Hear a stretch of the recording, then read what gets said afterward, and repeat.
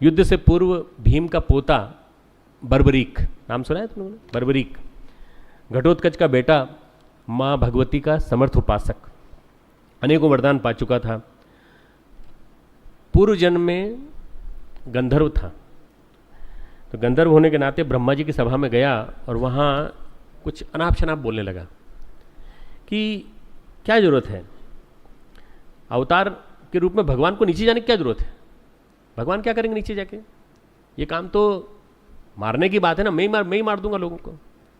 तो ब्रह्मा जी ने उसको श्राप दिया कि तुझे फिर से जन्म लेना पड़ेगा मनुष्य रूप में, और मनुष्य रूप में जन्म लेने के बाद तेरे को भगवान स्वयं विष्णु स्वयं अवतार के रूप में आएंगे, तब तेरे को मारेंगे। बर्बरीक को श्राप मिला, वो जन्मा, और जन्मा तो भी पांडव के हैं, भीम के पुत्र घटोत्कच का बेटा। अब युद्ध के पहले वो कहने लगा कि जो सेना हारेगी, युद्ध की जरूरत नहीं है, जो सेना हारेगी मैं तो उसी के पक्ष में युद्ध करूंगा, मैं उसके साथ लड़ूंगा, वो सबको मार दूंगा। बर्बरीक मानवीय शक्तियों समाप्त होने वाला नहीं था, बर्बरीक के पास सिद्धियां थी। भगवान कृष्ण ने कहा ये युद्ध होने दो, तो बोले कि युद्ध होने हुआ तो एक पल में हम युद्ध समाप्त कर देंगे, आप क्या करेंगे, इतने युद्ध में इतने सारे लोग मारे जाएं, इसके बजाय हम एक बाण मारेंगे और वो बाण जिसके माथे पे जाके लगेगा वहां एक लाल निशान बन जाएगा, टीका होता है ना जैसे, एक लाल निशान बन जाएगा। अब जो जिसके पर लाल निशान हो गया वो सब मरने वाले हैं, जो मरने वाले हैं आप पहले देख लीजिए, दूसरे बाण से सब मर जाएंगे।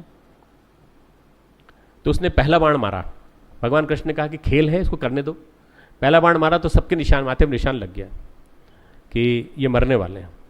वो दूसरा बाण चलाता मारने के पहले, उसके पहले भगवान कृष्ण ने उसका सुदर्शन चक्र से सिर काट दिया, और सिर काटने के बाद उसके सिर को, उसकी इच्छा थी कि मैं युद्ध देखूंगा, तो युद्ध के लिए टीले के ऊपर एक रख दिया। भगवान ने कहा मैं किसी का नहीं हूं, मैं नीति का हूं, मैं मर्यादाओं का हूं, ये युद्ध में हमें जिता सकता था। भीम ने कहा, घटोत्कच ने कहा ये हमारा बेटा था, अगर आप तुम सही ढंग से समझाते कृष्ण तो ये हमें जिता सकता था, इसके पास इतनी ताकत है, तुमने ऐसा क्यों किया, किसको मार दिया। भगवान ने कहा मैं सृष्टि की मर्यादाओं की स्थापना करने के लिए आया हूं।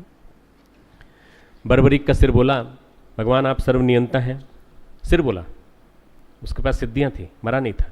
मैं ब्रह्मा जी की सभा में बोल पड़ा था मैं तो गंधर्व हूं, एक दृश्य देखना चाहता हूं।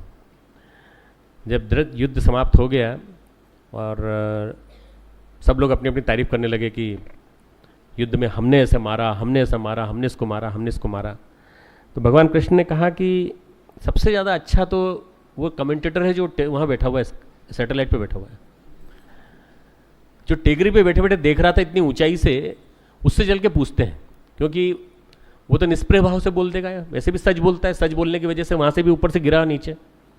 गंधर्वों की सभा में सच बोल पड़ा था कि क्या जरूरत है, तो नीचे भेज दिया उसको, उससे पूछते हैं। तो उसने कहा कि वास्तव में युद्ध किसके बीच में हुआ, भगवान कृष्ण और काली के बीच में युद्ध हुआ, गुड और अच्छाई और बुराई के बीच में युद्ध हुआ, उसमें काली ही इस रूप में थी और कृष्ण इस रूप में थे, और सही अर्थों में देखा जाए तो जो मरा है वो भगवान कृष्ण के बाणों से मरा है, भगवान कृष्ण के चक्र से मरा है, भले उन्होंने चलाया ना हो, पर मारने वाले वही हैं, मरने वाले वो हैं जो अनीति के समर्थक हैं।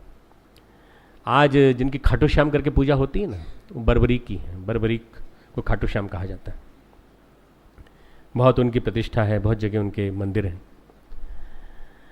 महाभारत में जितने कलाकार हैं, जितने भी कलाकार हैं आपको दिखाई पड़ते हैं, युधिष्ठिर, भीष्म, कर्ण, अर्जुन, ये सारे के सारे जितने भी हैं ये मानवीय प्रतिभा के चरम रूप में खड़े हैं, पूरी मनुष्यता खड़ी है उच्चतर जीवन के लिए। एक तरह से देखा जाए तो महाभारत के जितने भी पात्र हैं, उन पात्रों के माध्यम से हमारे सामने मानवता का भविष्य दिखाई पड़ रहा है। इसमें जो लोग हैं इनका क्या भविष्य होगा। गीता कही जा सकती है ऐसा एकमात्र अर्जुन है और कोई नहीं है। किसी से गीता कही जा सकती है, इसमें केवल सुपात्र अर्जुन है और कोई नहीं। बर्गसा नाम के एक दार्शनिक हुए हैं, उन्होंने कहा कि इंसान का अगला कदम होगा डिटी, देवता बनना। इंसान का अगला कदम क्या होगा, देवता बनना। मानव विकास की ओर चल रहा है। अगर मान लीजिए बंदर से विकसित हुआ था तो मनुष्य बना, नर मानव बना, देव मानव बना, अब आगे देवत्व को विकसित करेगा, अगली छलांग देवत्व की ओर। श्री अरविंद ने इसी बात को कहा है, मैन टू सुपरमैन। परम पूज्य गुरुदेव ने कहा है मानवत देवत्व, मनुष्य में देवत्व आएगा।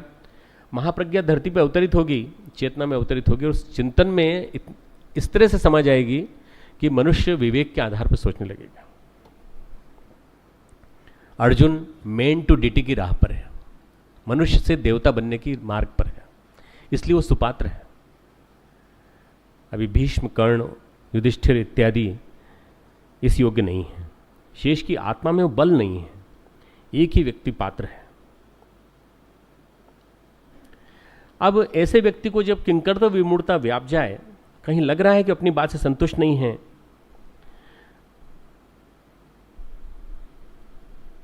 तो फिर भगवान को प्रहार करना पड़ता है। 1897 में स्वामी विवेकानंद से किसी ने पूछा कि गीता का सार आप हमें बता दीजिए। युवक थे और एक बड़ा हॉल था जिसमें 200-250 युवक बैठ सकते थे। वो सब युवक आए थे, तो उन्होंने कहा कि मैं गीता के ऊपर आज 2 घंटे का लेक्चर दूंगा। गीता पर उन्होंने 2 घंटे का लेक्चर दिया। स्वामी विवेकानंद का साहित्य संचयन नाम से एक किताब है, आपके पास भी होगा, collected works of Swami Vivekananda. इसमें गीता पर विचार करके किताब है, चैप्टर है, उसको पढ़ना। मैं उसमें से कुछ हिस्सा सुना रहा हूँ।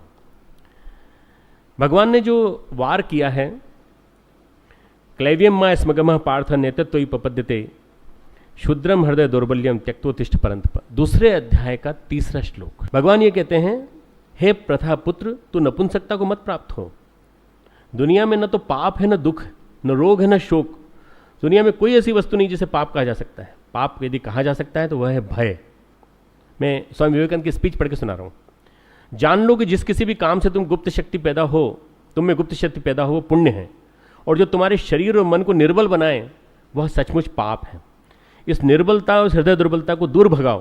क्लैव्यम मा संगम पार्थ, तुम बहादुर हो, वीर हो, या तुम्हारे अयोग्य है। भगवान जो बात कह रहे हैं दूसरे अध्याय में बड़ी महत्वपूर्ण है।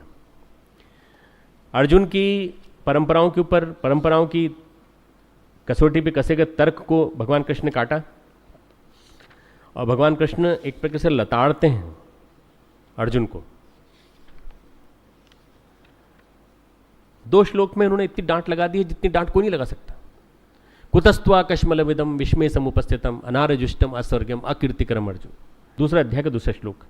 हे अर्जुन, असमय का मोह किस हेतु प्राप्त हुआ? मोह, और वो भी असमय में। मतलब मोह तो प्राप्त हुआ, पर वो भी इस समय जिस समय युग धर्म की पुकार तुझे बुलाती है। अरे भाई, किसी और समय में कर लेता, किसी और समय में तेरे को मोह हुआ होता तो मैं तेरे को आराम से बैठकर समझा देता। ये तो युग धर्म है, युद्ध का समय है, और उस समय तू मोह को प्राप्त हो गया, क्योंकि न तो यह श्रेष्ठ पुरुषों द्वारा आचरण के योग्य है, न स्वर्ग को देने वाला है, न कीर्ति को करने वाला है। फिर अगली डांट और भी कड़ी डांट है। क्लैव्यम मा संगम पार्थ नेतत्वयि प्रपद्यते शूद्रम हृदय दौर्बल्यम त्यक्तोतिष्ठ परंतप। इसलिए हे अर्जुन, नपुंसकता को मत प्राप्त हो, तुझमें उचित नहीं जान पड़ती। हे परंतप, हृदय की तुच्छ दुर्बलता को त्याग कर युद्ध के लिए खड़ा हो जा। स्वामी विवेकानंद कहते हैं 2रे अध्याय का 3रा श्लोक पूरे गीता का सारांश है। 2रे अध्याय का 3रा श्लोक पूरे गीता का सारांश। वो कहते हैं, मेरे बच्चों, दुनिया को संदेश पहुंचा सको यदि तुम कि क्लैव्यम मगामा स्म पार्थ नेतत्वयि प्रपद्यते, ये सारे रोग शोक पाप और विषाद धरती से निर्मूल हो जाएं, दुर्बलता के भाव कहीं न रहें, तो तुम लोग सबसे बड़ी सेवा करोगे। इस समय चारों ओर भय के स्पंदन का प्रवाह फैला हुआ है। प्रवाह को उलट दो, उल्टा स्पंदन लाओ और देखो जादू का रूपांतर। तुम सर्वशक्तिमान हो, तोप के मुंह तक जाओ, जाओ तो सही, डरो मत। अति अधम पापी से घृणा मत करो, उसके बाहर को मत देखो, दृष्टि को अंतर्मुख करो जहां परमात्मा का निवास है। तुरही की ध्वनि से विश्व को निनादित कर दो, तुम में कोई पाप नहीं है, तुम में कोई दुख नहीं है, तुम परम शक्ति के आगार हो। उठो, जागो और भीतर के देवत्व को अभिव्यक्त करो। स्वामी विवेकानंद इस व्याख्यान के माध्यम से कहते हैं, यदि कोई यह श्लोक पढ़ता है, क्लैव्यम मगामा स्म पार्थ नेतत्वयि प्रपद्यते शूद्रम हृदय दौर्बल्यम त्यक्तोतिष्ठ परंतप, तो उसे संपूर्ण गीता पाठ का लाभ होता है। अब ये मत समझना कि शॉर्टकट मिल गया आज तो, पूरी गीता का लाभ प्राप्त करना है तो एक श्लोक पढ़ लिया करेंगे, बस बहुत है। इस गीता का पाठ पढ़ने के बाद, इस एक श्लोक को पढ़ने के बाद एक संदेश मिलता है, माँ भाई, माँ भाई, बंगाली में बोलते हैं माँ भाई, भाई मत करो, भाई मत करो। बंगाली में दूसरा है, संस्कृत में माँ भाई, माँ भाई, भाई मत करो, निडर रहो, बिना किसी डर के काम करो। हमारे जीवन में सबसे ज़्यादा चीज़ क्या है? डर। भय बैठ गया है, काम करने में डर, पढ़ने में डर, एग्जाम का डर, अपने माँ बाप का डर, कोई देख तो नहीं लेगा उसका डर, किसी ने देख तो नहीं लिया इसका डर, कोई ना कोई अज्ञात शक्ति है जो ऊपर से देख रही है उसका डर। ये डर जो मन में बैठ गया है, इससे निकालने के लिए भगवान कह रहे हैं, बार बार कह रहे हैं, अपने आप को भय से मुक्त कर दो। बस सबसे पहला पाठ ये गीता का भय से मुक्त करने का पाठ है। यदि हम भय से मुक्त हो जाते हैं तो हमारे अंदर की सारी एक्सीलेंस, हमारे अंदर का सारा देवत्व झरने लगता है। हमारे अंदर की सारी संभावनाओं को, सारी जितनी हमारे अंदर महत्वपूर्ण काम करने की संभावनाएं हैं, उनको रोक रखा है किसी चीज ने। उसका क्या नाम है? डर। और ये डर बैठा हुआ है हमारे अंदर। उसी की वजह से अर्जुन के मुंह से निकलता है, न योद्ध से, मैं युद्ध नहीं करूंगा, ऐसा कहकर के रथ के पिछले भाग में बैठ जाता है।